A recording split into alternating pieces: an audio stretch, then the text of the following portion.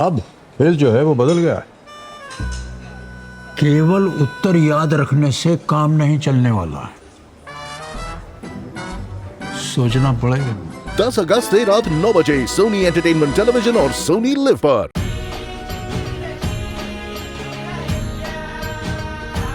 इतिहास आपली ओळख करून देतो अशा महान विभूतींशी ज्यांचे विचार, पराक्रम, कर्तृत्व आणि त्याग आपल्या जीवनाला प्रभावित करून नवीन दिशा देतात। ही कथा आहे अशाच एका प्रेरणादायी व्यक्तिमत्वाची, ज्यांचे नाव आहे अहिल्या। 18व्या शतकात जेव्हा बहुतांश स्त्रियांचे आयुष्य पडदा प्रथा, बालविवाह आणि सतीसारख्या कुप्रथांच्या जोखडात अडकलेले होते, तेव्हा एका कोवळ्या मनाने त्या स्त्रियांच्या वेदना आपल्या अंतःकरणात अनुभवल्या आणि इथूनच आरंभ झाला निष्पाप शिवभक्त बालिकेच्या प्रवासाला। समाजसुधारक, कुशल शासक, राजमाता, लोकमाता, पुण्यश्लोक देवी अहिल्याबाई होळकर बनण्याचा या महान गाथेचा, या अद्भुत प्रवासाची सुरुवात झाली महाराष्ट्रातील एका छोट्याशा गावातून, चौंडी येथून।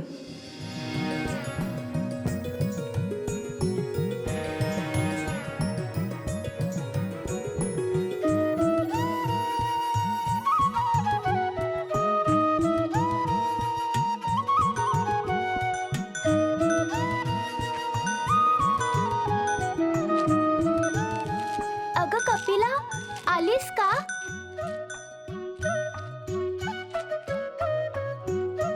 हे घे।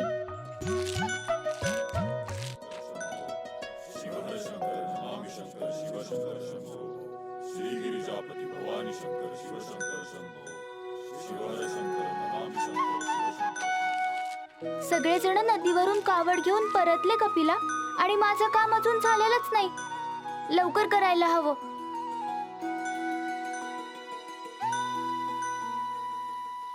जय सिद्धेश्वर महादेव, जय सिद्धेश्वर महादेव, जय सिद्धेश्वर महादेव, जय सिद्धेश्वर महादेव, जय सिद्धेश्वर महादेव, जय सिद्धेश्वर महादेव, जय सिद्धेश्वर महादेव, जय सिद्धेश्वर महादेव, जय सिद्धेश्वर महादेव, जय सिद्धेश्वर महादेव।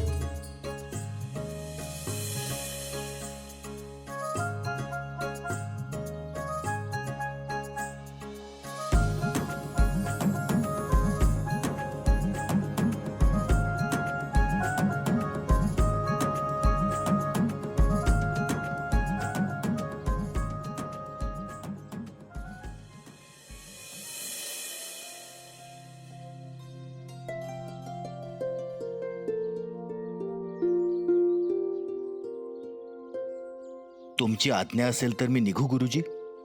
अभिषेकानंतर पूजेसाठी कमळाची फुलंही आणायची आहेत। धन्य आहात माणकोजीराव, धन्य आहात। 10 वर्षांपासून अखंड श्रद्धेने अनवाणी नदीवरून कावड आणून सिद्धेश्वराच्या मंदिरात येता, तेही गावचे पाटील असूनही खूप मोठी गोष्ट आहे। पाटील असलो म्हणून काय झालं?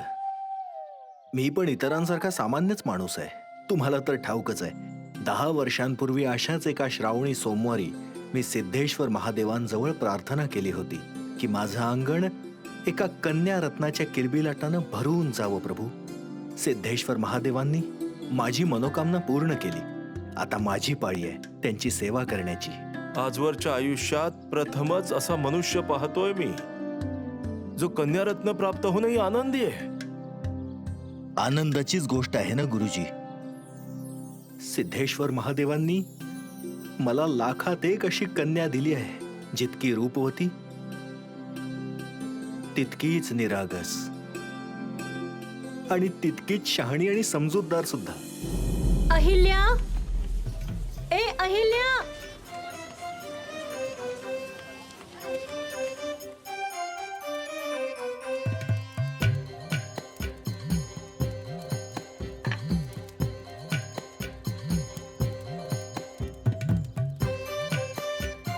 अगं अहिल्या, हे काय केलंयस तू?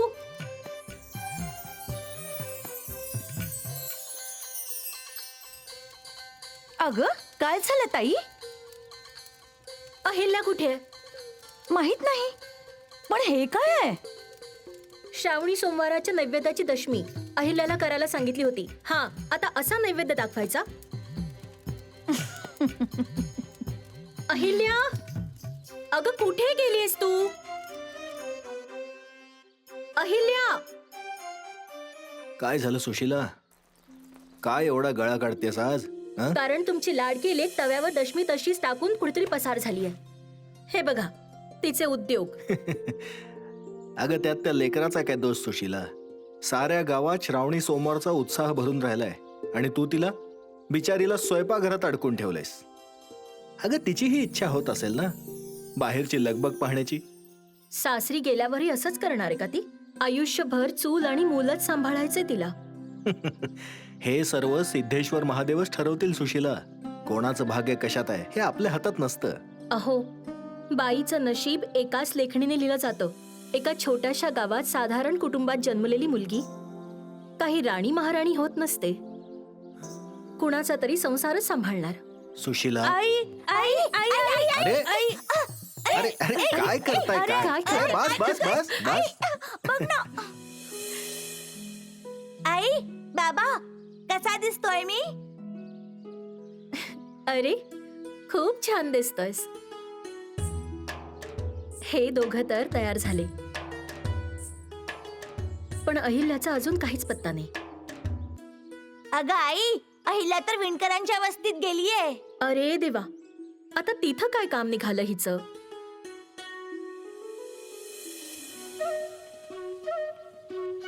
तू फेटा बनवायची गोष्ट केलीस तर मला वाटलं भावांसाठी बनवशील. नाही काका, हा फेटा मी माझ्यासाठी बनवलाय. अगं मुली फेटा घालत नाहीत, तो मान फक्त मुलांचाच असतो. अगदी बरोबर भाऊ.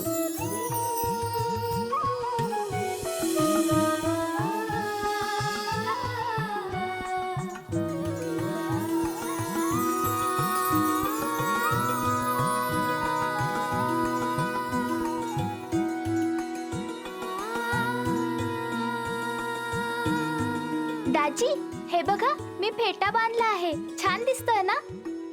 ते काका शिकवत होते आणि मी बांधत गेले. छान आहे ना? एकदम छान आहे बाळा. आणि या सुंदर फेट्यात तर राजकुमारी सारखी दिसतेय माझी लेक. खरंच दाजी? हीच तर अडचण आहे, मुलगी वाटतच नाहीये. नैवेद्याची तयारी करायला सांगितली होती ना तुला, आणि तू इथे आलीयस. काढ तो फेटा, काढ बघू. असं नको म्हणू ना आई. अरे ऐकलं नाहीस का? हा मान फक्त मुलांचाच असतो आणि तू मुलगी आहेस. ठीक आहे, पण आई शिवशंकरांना मस्तकावर धारण करू शकते ना? आणि हे बघ, मी रंगीबेरंगी धाग्यांनी किती सुंदर ओम विणला आहे. आणि आज श्रावणी सोमवार आहे ना, आजच्या दिवशी महादेव माझ्या डोक्यावर असतील तर किती छान वाटेल. म्हणूनच मी हा फेटा बनवला आणि घातलाही. बघा, माझ्या सगळ्या मैत्रिणींसाठी असेच फेटे बनवणार आहे. अहिल्या बाळा, जर सगळ्यांकडे एकच गोष्ट असेल ना तर सगळे एकसारखेच दिसतील. मग तू वेगळी कशी काय दिसशील? पण दाजी, मला वेगळं दिसायचंच नाहीये. पण का बरं? मी एकटीच आनंदी राहावं आणि बाकी सगळे उदास राहाव्यात, हे चांगलं नाहीये ना.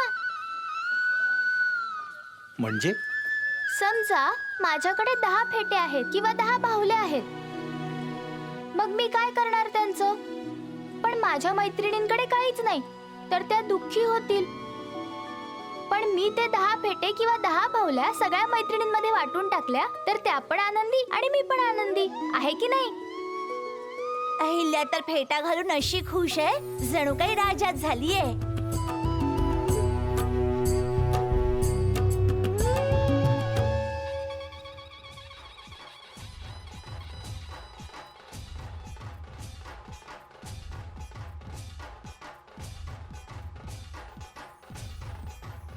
गोंगाट सहन होत नाहीये, खिडकी बंद करा.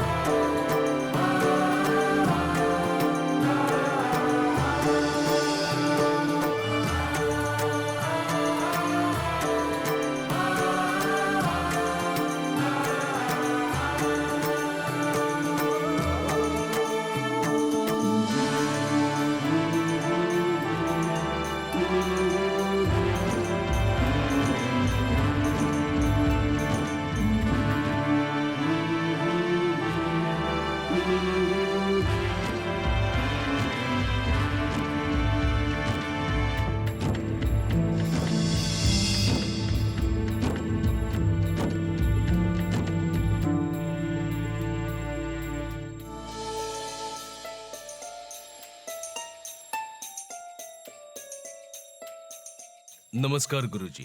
भगवान शंकराची कृपा तुमच्यावर सदैव राहो आणि 28 नव्हे तर 50 परगण्यांचे सुभेदार व्हा. ज्याप्रमाणे लोक पेशवा बाजीरावांचे गुणगान करतात, त्यांच्या पराक्रमी सुभेदार आणि आमच्या मल्हाररावांचा मान वाढो, सन्मान वाढो.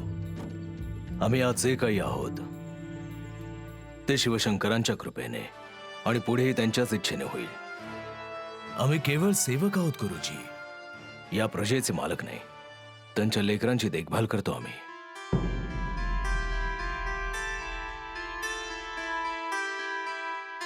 महाराणी गौतमीबाई कुठे आहेत?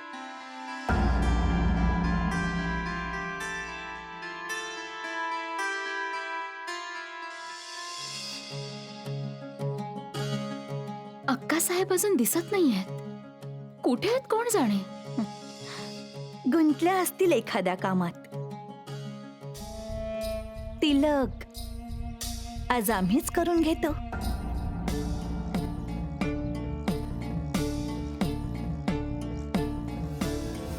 जय शिवशंभो.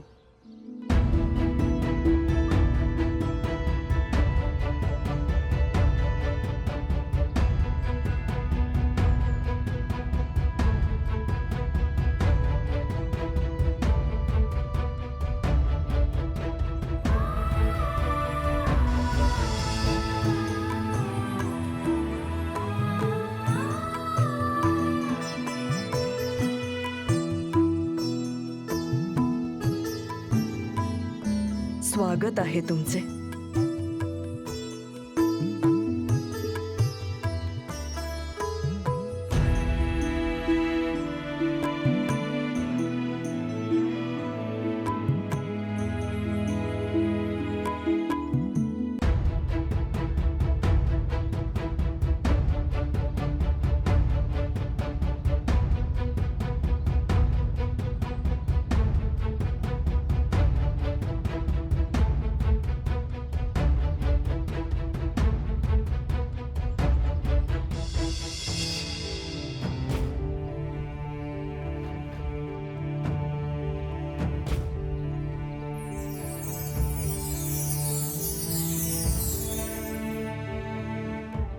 गरम तेलाचे शिंतोडे हातावर उडालेत.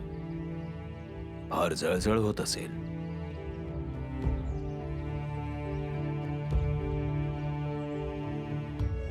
माझे शिवभक्त स्वामी इतक्या दूरवरून पालखी घेऊन येतात आणि पत्नी म्हणून मी त्यांना तिलकही करू शकले नाही, तर स्वतःला सहधर्मचारिणी कसं म्हणू?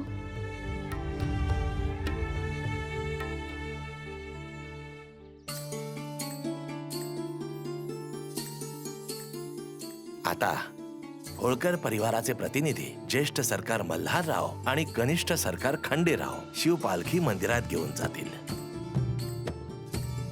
खंडेराव तर बहुधा झोपेत असतील ना? ते तयार होऊन येतच असतील. मी बघून येते. हा, आपण राहू द्या. खंडेराव येतच आहेत ना, येऊ दे त्यांना.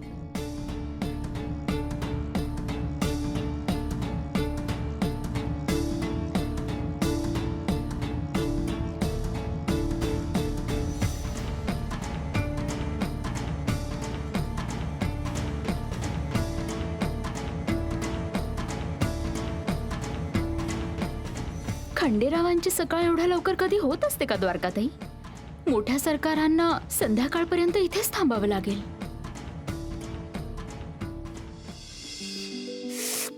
बस गाई, एवढ्या बांगड्या घालू नकोस. जर फुटल्या तर तू मलाच रागवशील. तू जर धावपळ केली नाहीस ना, तर ह्या बांगड्या सुद्धा नाही फुटणार. संपूर्ण मंदिर सजवायचं आहे. फुलं कमी नाही पडायला पाहिजेत.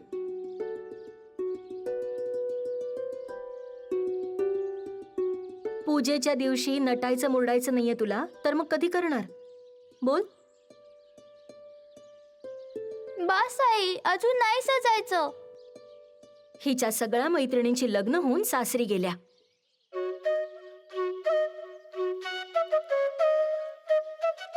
आणि हिला बघा, बस अजून खेळण्यातच रमते. अगं कुठे निघालीस? अजून दशमी बनवायची तुला आणि देवळात पण जायचंय आपल्याला. आई ते ते फार महत्वाचं काम आहे, जायलाच हवं. अगं तो फेटा तरी काढून जा. इतकं काय महत्वाचं काम आलं हिला?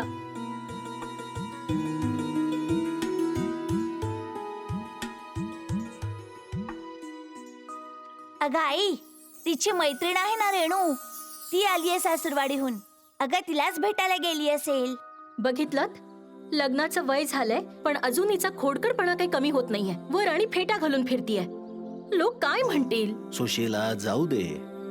लोक काय ते तर बोलतच असतात. सासरी गेल्यावर खेळणं बागडणं आपोआप कमी होईल. आता आपल्या आई वडिलांच्या घरी तरी तिला मनाप्रमाणे जगू दे. अहो पण देवळात सुद्धा जायचं ना आपल्याला. हो हो, येईल ती वेळेवर. काळजी कशाला करतेस? ती एक वेळ स्वतःला विसरेल, पण आपल्या शिवशंकरांना कधी विसरणार नाही आपली अहिल्या.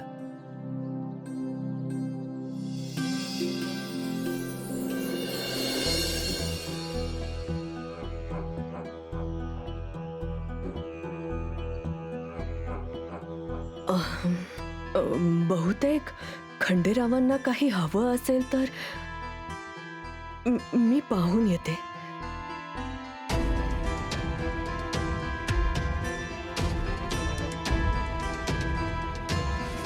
पालखीला असं अडवून ठेवणं योग्य नाहीये.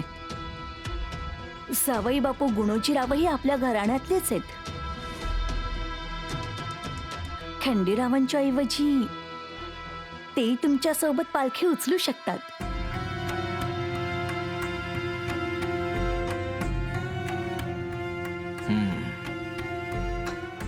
गोष्ट खरी आहे. शिवपालखी अजून अशी किती वेळ थांबवणार? वेळ निघून चाललीये.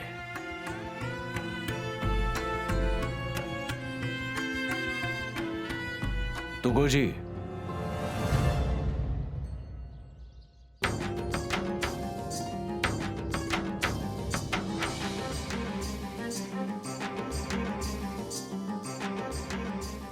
या. पालखीची एक बाजू तुम्ही धरा.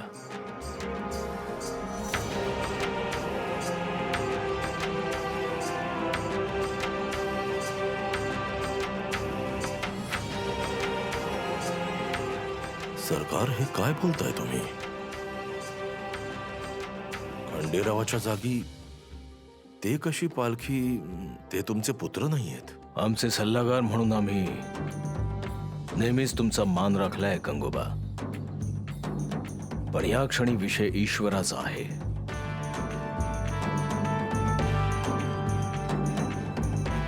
आणि ईश्वराची सेवा करण्याचं सौभाग्य प्रत्येकाला लाभत नाही. खंडेराव येतच असतील. मी आत्ता पाहून येते.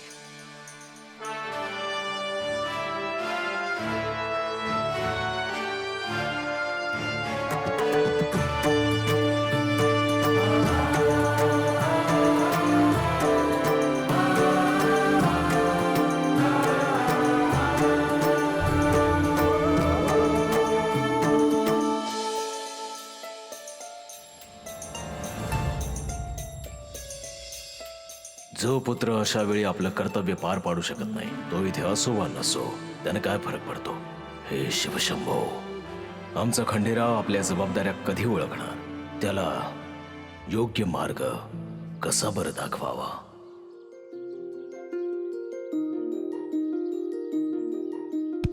अरे अरे, सांभाळा पोरींनो. चूक झाली काका, मला माफ करा.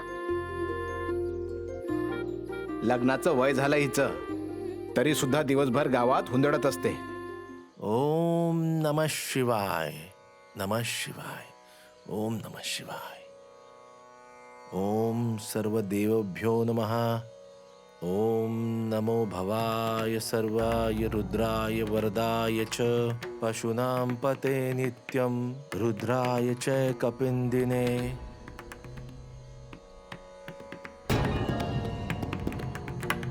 महादेवाय भीमाय त्र्यंबकाय शिवाय च ईशानाय मकंदाय नमस्ते मकधानातिये. मी बघते.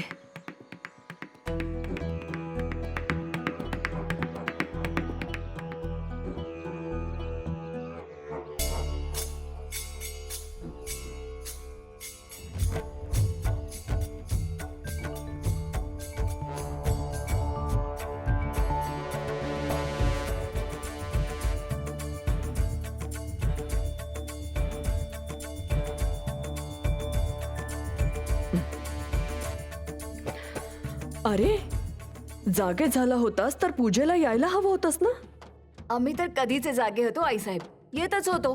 पण आईसाहेब, बाहेर ना लेझिमचा नाद ऐकू आला आणि त्या तालात मन अगदी रमून गेलं आमचं.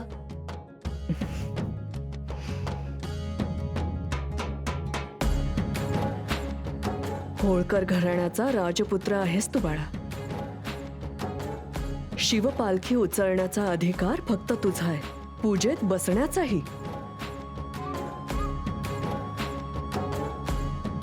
काय हा मृदुंग तुला तुझ्या अधिकारांपेक्षा जास्त प्रिय आहे?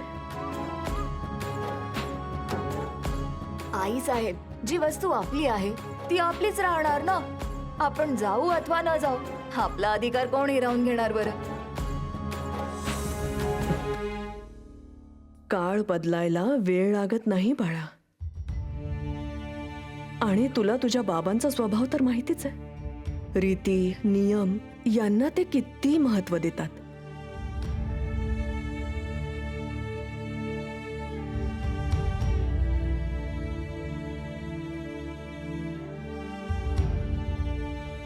का रुष्ट करतोस रे त्यांना?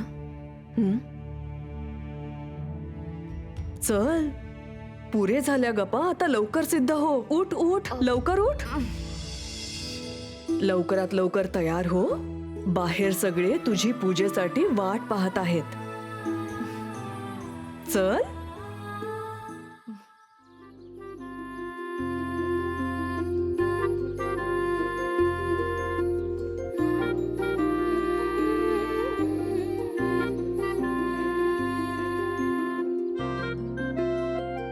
रेणू,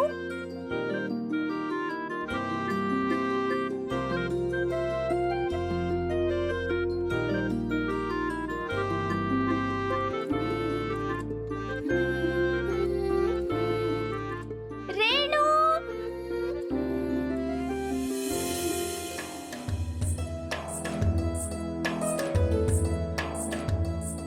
अहिल्या,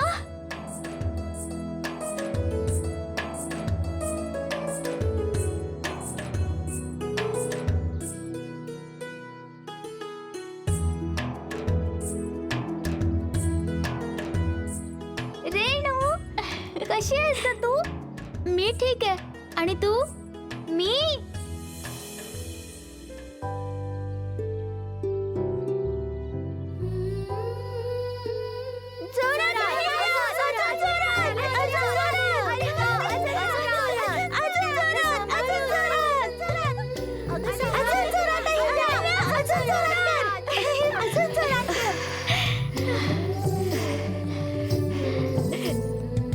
तुला माहितीये मला तुझी किती आठवण येत होती ते. आणि जेव्हा मला कळलं की तू सासरून परत आली असते, मी तर धावतच आले.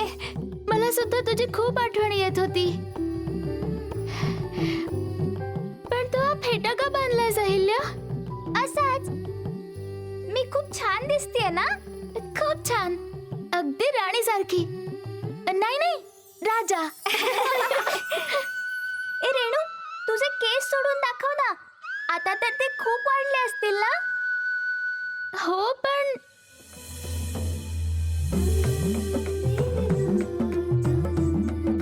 अगं तू हे काय करते?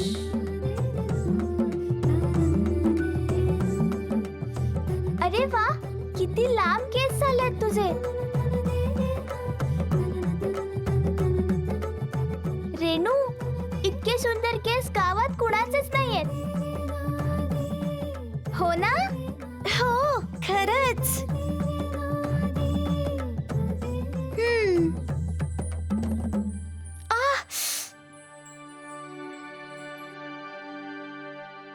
बघितलंस, सांगितलं होतं ना, मंगळसूत्रात केस अडकतात म्हणून मी बांधून ठेवते.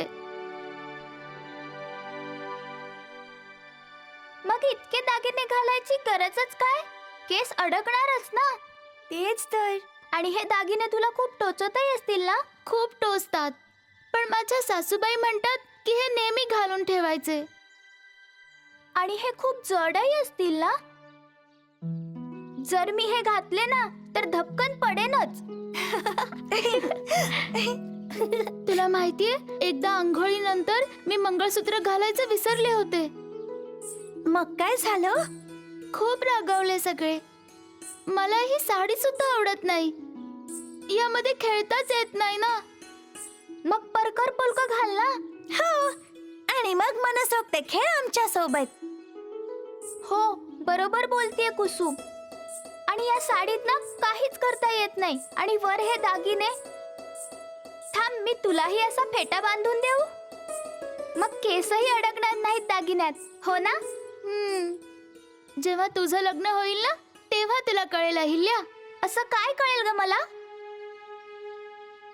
हा फेटा वगैरे काही कामाचा नसतो. रात्रंदिवस साडी आणि अंगभर दागिने घालावे लागतात. आणि एकटीने घराबाहेर पडूही देत नाहीत. लगोरी खेळता येत नाही, झाडावरही चढता येत नाही. आणि हो, मोठ्याने हसायचं किंवा बोलायचंही नसतं लग्नानंतर, समजलं? म्हणजे मोठ्याने हसायचं सुद्धा नाही, बोलायचं सुद्धा नाही? हो. मग तर मी कधीच लग्न नाही करणार. आयुष्यभर माझ्या कपिलेसोबत खेळेन आणि शिवशंकराची पूजा करेन.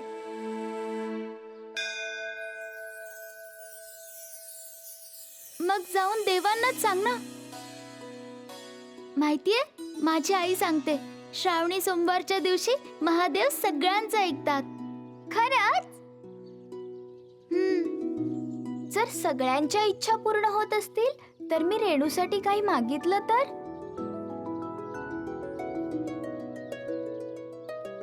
तू चल माझ्या सोबत. कुठे? तू चल तर.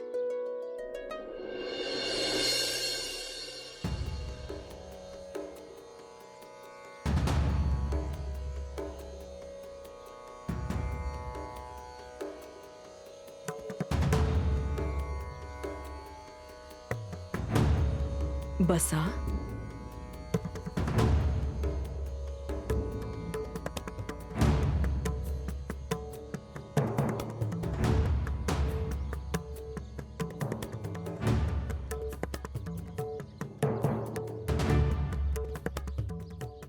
जो मनुष्य स्वतःच्या जबाबदाऱ्या समजून पार पाडू शकत नाही, त्याला उच्च स्थानावर बसून तरी काय उपयोग?